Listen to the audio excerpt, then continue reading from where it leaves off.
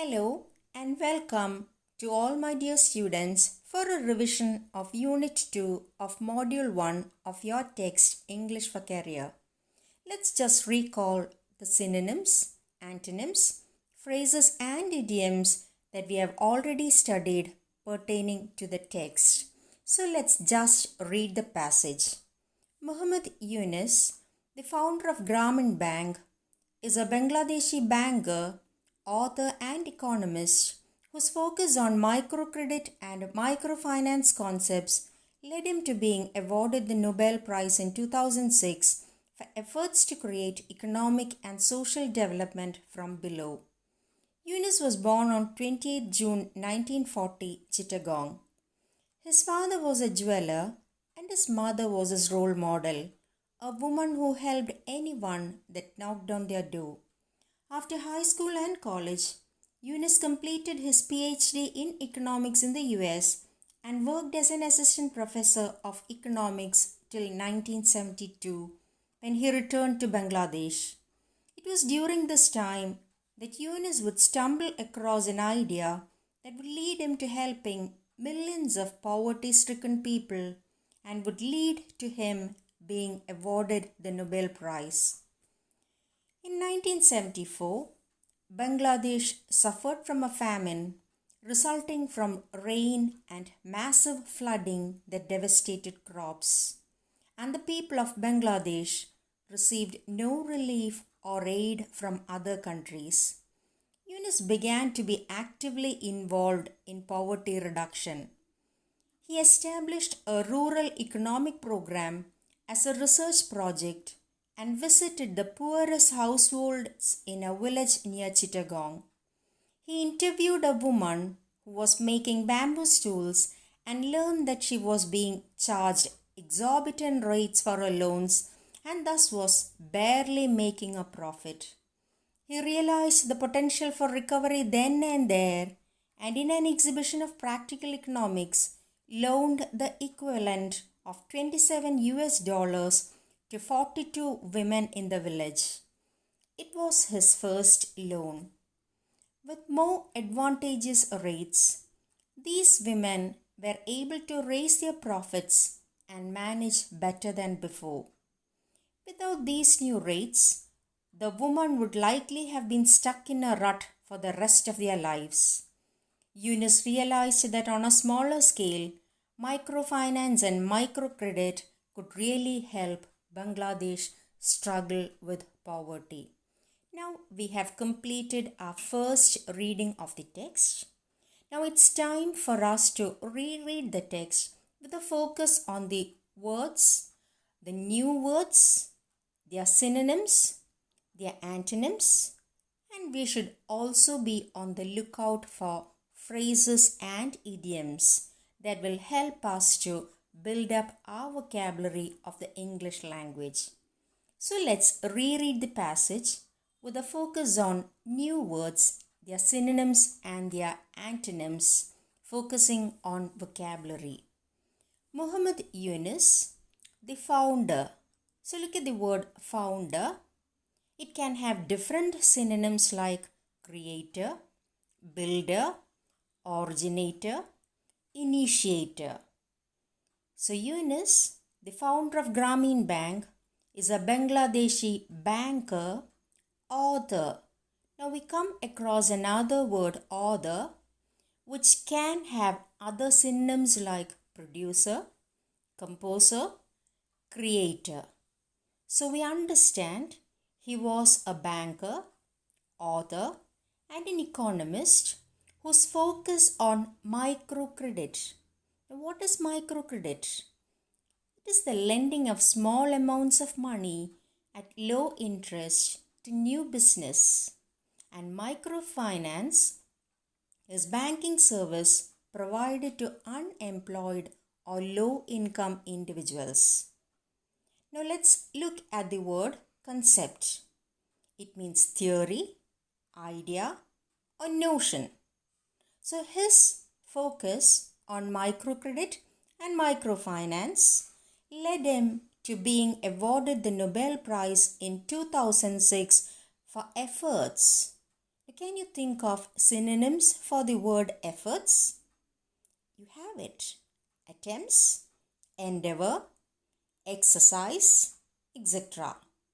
So his efforts to create economic and social development from below were being recognized by the whole world, and so he was awarded the Nobel Prize in the year 2006. Yunus was born on 28 June 1940, Chittagong. His father was a jeweler and his mother was his role model, a woman who helped anyone that knocked on their door. After high school and college, Yunus completed his PhD in economics in the US and worked as an assistant professor of economics till 1972 when he returned to Bangladesh. It was during this time that Yunus would stumble.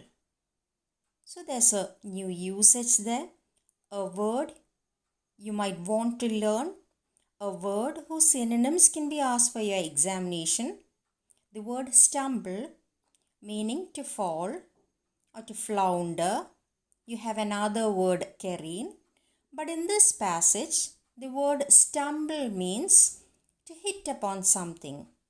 So Yunus would stumble across an idea that would lead to him helping millions of poverty-stricken people and would lead to him being awarded the Nobel Prize. In 1974, Bangladesh suffered from a famine. So what are the other words to indicate famine? It can be a drought, or it can also have a synonym like paucity. So Bangladesh suffered from a famine resulting from rain and massive flooding. So two words to be considered there. One is massive, which means big, colossal, enormous. And flooding can also have synonyms like deluge or inundation. These are words that we are pretty familiar with because we've been experiencing massive flooding, inundation, deluge that devastated or ravaged, wrecked, ruined, destroyed. So you get different synonyms for the word devastated there. They are ravaged, wrecked, ruined, destroyed. So the massive flooding devastated crops, and the people of Bangladesh received no relief or aid. So two words again to be taken into account there, relief or aid, which can also mean help or assistance or maybe even favor from other countries. Yunus began to be actively involved in poverty reduction. He established a rural economic program. So you can even think about the word rural. Its opposite is, as you know, it's urban. He established a rural economic program as a research project and visited the poorest households in a village near Chittagong. He interviewed a woman who was making bamboo stools and learned that she was being charged exorbitant rates. Now, what do you mean by exorbitant? It means high price. So its synonyms can be enormous, unreasonable, very high. She was being charged exorbitant rates for her loans and thus was barely making a profit. He realized the potential. Now look at the word potential. What does potential mean? It means having or showing ability for something more, and therefore its synonyms can be probability, prospect, talent. So he realized the potential for recovery then and there, and in an exhibition of practical economics loaned the equivalent of $27 to 42 women in the village. It was his first loan with more advantageous rates. So look at the highlighted word there, advantageous, which can have synonyms like profitable, helpful, propitious. So you have advantages with more synonyms like profitable and helpful. With more advantageous rates, these women were able to raise their profits and manage better than before. Without these new rates, the woman would likely have been stuck in a rut. So there's an idiomatic usage there, stuck in a rut, which means too fixed in one particular type of job or activity for the rest of their lives. So they would have been stuck in a rut for the rest of their lives. Yunus realized that on a smaller scale, microfinance and microcredit could really help Bangladesh struggle with poverty. So after reading the passage, we could locate certain words, we could understand their meanings, we could find out their synonyms and antonyms. We could also look at some usages or idiomatic usages there. Now let's proceed with the exercise given at the end of this passage. Look at the first question. The prefix dash is used in the passage for small scale.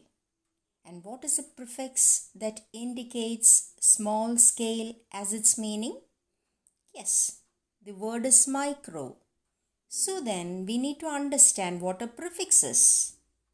Prefixes are letters which we add to the beginning of a word to make a new word with a different meaning. And you must understand that this is one way by which English vocabulary or English language keeps on increasing. So English language keeps on increasing its vocabulary with the addition of prefixes. There are plenty of prefixes in English language. Let's just have a look at some of them.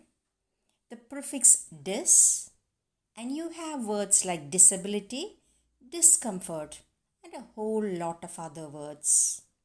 You have another prefix in, and that can form words like inactive, inadequate. The prefix multi gives you words like multinational, multi-speciality. And by adding the prefix un, you get words like uninteresting, unable. So what the text would suggest you or would ask you to do is learn as many words that are created by prefixes.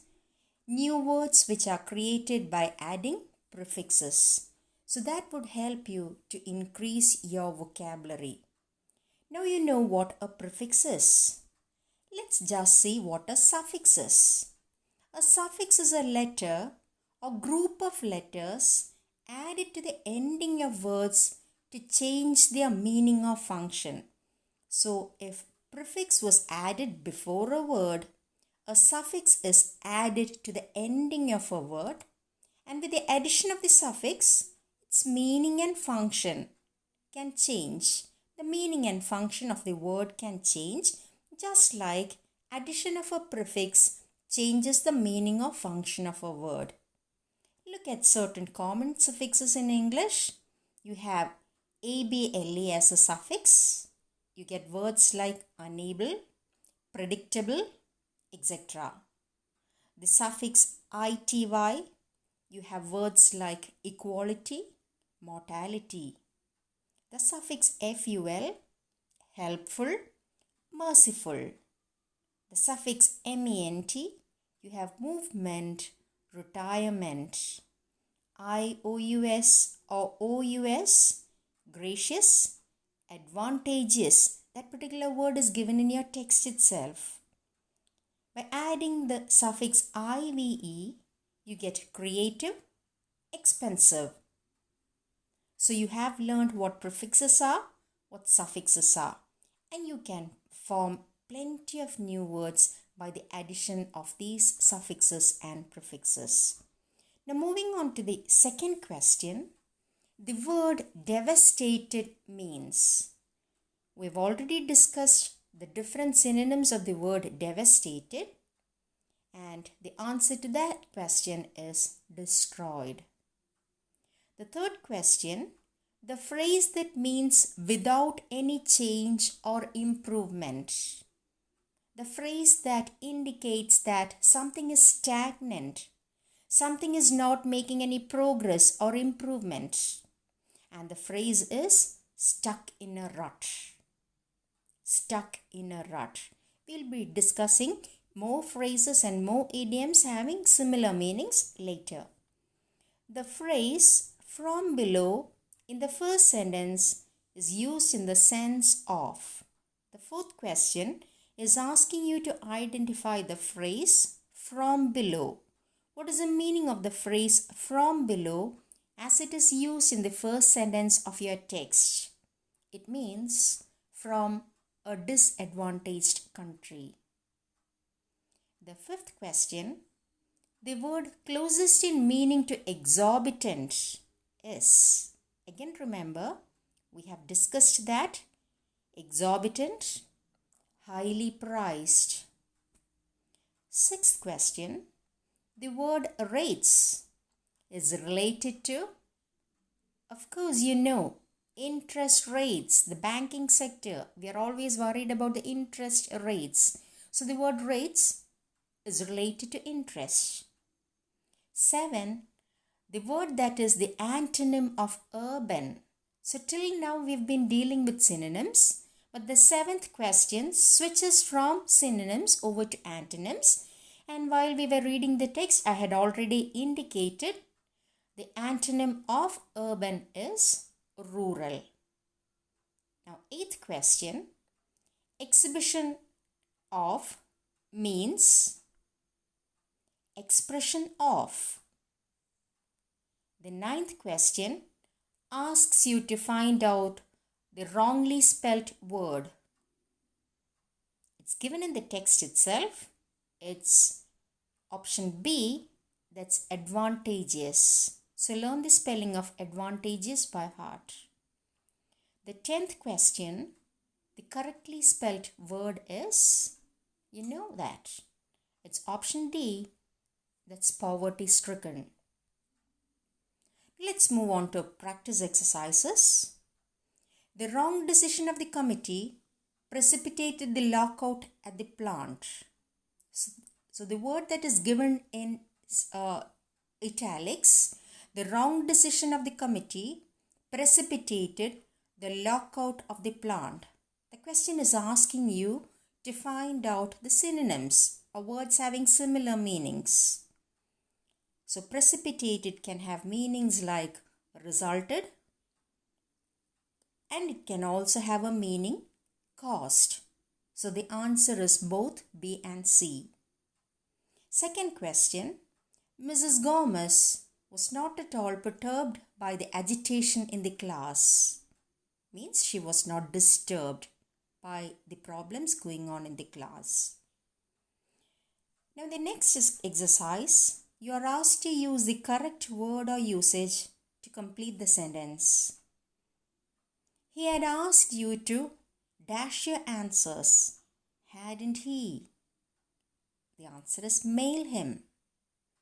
The manager dashed all the claims of the employee and dismissed him. The manager refuted all the claims of the employee and dismissed him. Now let's find the antonyms of the word in italics.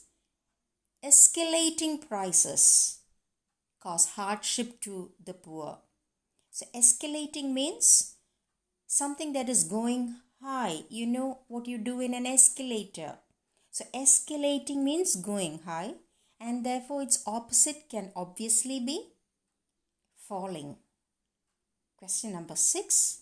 I like Ashley a lot. She's a very dynamic person. So dynamic means energetic, vibrant.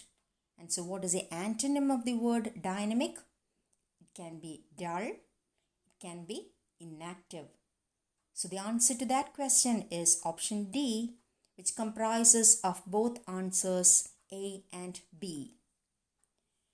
The next set of questions asks you to fill in the blanks with the correct idioms and phrases. I suppose the headmaster himself will dash the matter now. I suppose the headmaster himself will look into the matter. And for purpose of understanding the meanings of these usages, look at the right side of the column. There are different phrases sounding the same, looking almost the same, but with different meanings given there. You have look into, which means investigate. So the headmaster himself was going to look into the issue, investigate or examine the issue. Look at means direct your eyes to something. Look out for means try to find particular person or thing. She was on the lookout for something, for some person. Look out can be a warning. The teacher can ask you to be on the lookout. Look up means to look for information in a dictionary or reference book. You can look up a dictionary for the meanings of the words which are quite new to you. 8. In spite of our best efforts at secrecy, my mother dash our plans for a surprise party. So mother somehow recognizes that you are going to do something in secret. She recognizes that and that means she got wind of. So what does the usage to get wind of or got wind of mean? To become aware of something secret that is going on in and around a person. Now let's look at some of the options that are given in our answer. Turn up, which means increase power, sound, etc. Or it can also mean to arrive. Got wind of, as I've already told you, to become aware of something, especially something being kept a secret. Caught up with, to move fast enough to join. Wound up, bring to a state of great tension. So now let's just look at the question once again. In spite of our best efforts at secrecy, my mother got wind of our plans for a surprise party. A person who studies human cultures and societies is, what do you call a person who studies human cultures and societies? He's an anthropologist. Now let's examine some of the answers given there in your text, some of the options given in your text. Philologist is one who studies the history of languages. Archaeologist, one who studies human history and prehistory through excavation of sites. You're pretty much aware of who an archaeologist is. Anthropologist is a person who studies human cultures and societies. Linguist is a person accomplished in languages. So now tell me, what do you call a person who studies human cultures and societies? He is an anthropologist. And coming to the last part of our class for this day, let's just try to find out some more idioms or phrases that can have similar meaning as stuck in a rut. There are other idioms, other phrases which shows that there is no progress, which shows that something or someone is in a stagnant state for quite some time.